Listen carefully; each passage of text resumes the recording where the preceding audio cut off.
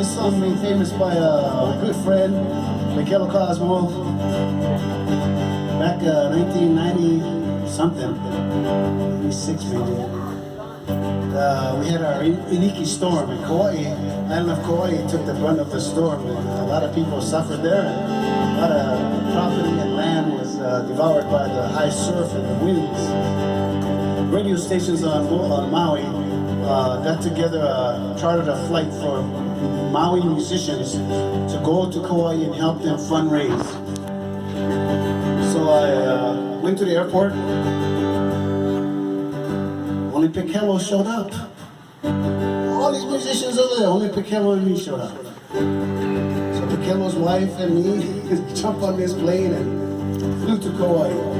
And since we're the only two that showed up, Kauai celebrated us that we showed up. No, everybody else. So, he made this song popular, Kauai. I think it's 3 miles out of Hana. A place called Kauai.